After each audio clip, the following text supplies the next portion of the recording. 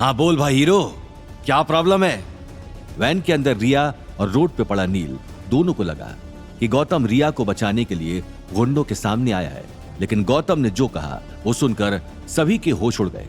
गौतम ने बड़े ही शांत अंदाज में बोला, प्रॉब्लम ये है कि तेरी वजह से मेरी बीवी के जूते गंदे हो गए।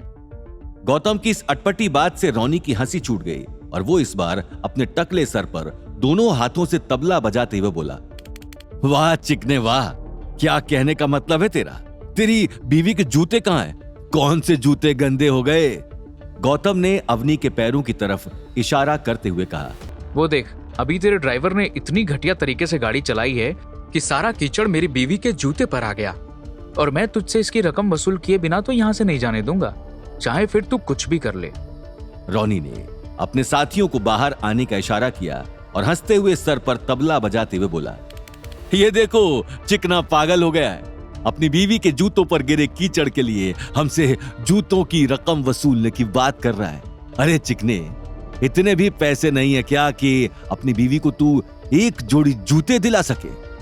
अभी तक रोनी सिर्फ अवनी के जूते देख रहा था, लेकिन जैसे ही उसने ऊपर नजर घुमाई अवनी की खूबसूरती उसको भा गई और वो बोला, उफ कितनी खूबसूरत है यार ये, मेरा तो दिल आ गया इस पर। ऐसा कहते हुए रोनी ने अपने साथियों की ओर देखा और जोर जोर से हंसते हुए अपने टकले सर पर तबला बजाने लगा। अवनी इस वक्त डर से थरथरा रही थी। उसे पता नहीं था कि अगले पल क्या हो जाए। उसमें तो इतनी हिम्मत भी नहीं बची थी कि वो नजरें ऊपर करके रोनी की शक्ल भी ढंग से देख ले, क्योंकि इतनी घटिया बातें सुनकर ही उसे रोनी से नफरत होने लगी थी। रोनी जोर से हंसते हुए और सर पर तबला बजाते हुए बोला, उस बुढ़िया और लड़की को ले जाने से तो अच्छा है कि मैं इस लड़की को ही अपने साथ ले जाऊं। रोनी ने अवनी की ओर बढ़ते हुए बोला, तुम अब तक थी कहां? वरना मेरी आंखें तो इतनी कमजोर नहीं कि इतना खूबसूरत चेहरा देख भी न पाए। रोनी अब खुद को अवनी की ओर बढ़ने से रोक नहीं पाया और तेजी से वो अवनी को पकड़ने के लिए आगे बढ़ता गया, लेकिन इससे पहले कि वो अवनी को कुछ भी कर पाता, गौतम ने पीछे से उसकी दोनों बाजुएं पकड़ के उसे अपनी तरफ खींच लिया, जिस वजह से रोनी को एक बहुत तेज झटका लगा और वो दर्द के मारे चीखने लगा। लेकिन गौतम ने उसका हाथ नहीं छोड़ा और बोला, चल अब छू के दिखा अवनी को। अरे छूना तो दूर, तूने अगर उसकी तरफ नजरें भी उठाई ना तो मैं तेरी दोनों आंखें बाहर निकाल दूंगा। रोनी इस वक्त कुछ सोच समझ नहीं पा रहा था, क्योंकि उसकी सारी ताकत उसके हाथों में थी जो गौतम ने जकड़ लिए थे। रोनी की आंखों से लगातार आंसू निकलते जा रहे थे और उसे सब कुछ धुंधला दिखाई दे रहा था। कुछ देर तक रोनी के हाथों को मोड़ने और तोड़ने के बाद गौतम ने उसे एक जोरदार लात मारकर गाड़ी के कोने में पटक दिया। अपने बॉस रोनी को इतनी बुरी तरह से घायल होते हुए देखकर वो चारों गुंडे गौतम की ताकत से डरकर पीछे हटने लगे। वहां खड़ा हर एक इंसान अपनी आंखों पर विश्वास नहीं कर पा रहा था कि जो अभी उन्होंने देखा क्या वो सच था, क्योंकि दादा भाई गैंग जैसे इतने जाने माने और खतरनाक गुंडे गौतम से कैसे हार गए और वो गौतम से क्यों डर रहे थे।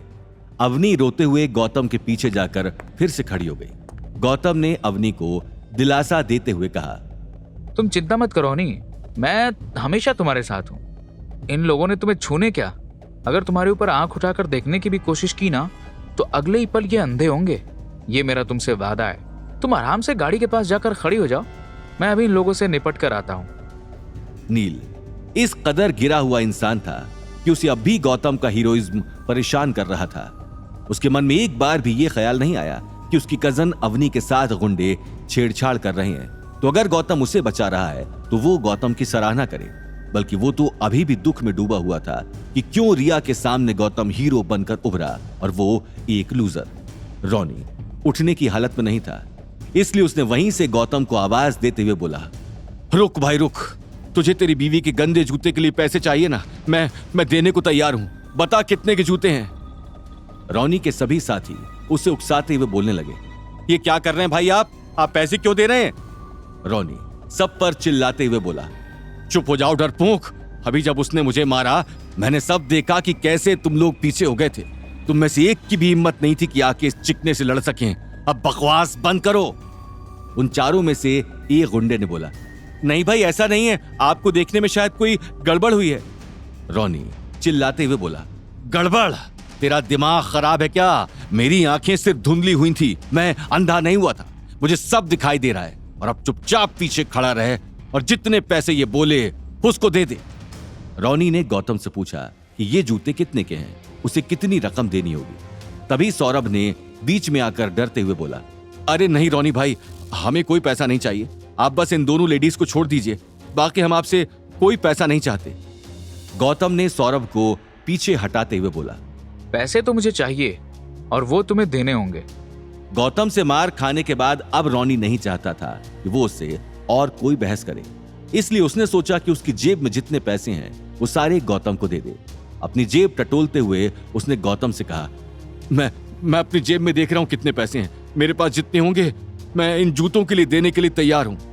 कुछ देर बाद सारे पैसे जमा करने के बाद जब रॉनी ने गिने तो उसने गौतम के हाथों में वो पैसे थमाते हुए बोला, ये लो, अभी मेरे पास सिर्फ 50,000 निकले हैं, ये तुम अपने पास रख लो। लेकिन गौतम ने वो पैसे रॉनी के मुंह पर खींच के मारे।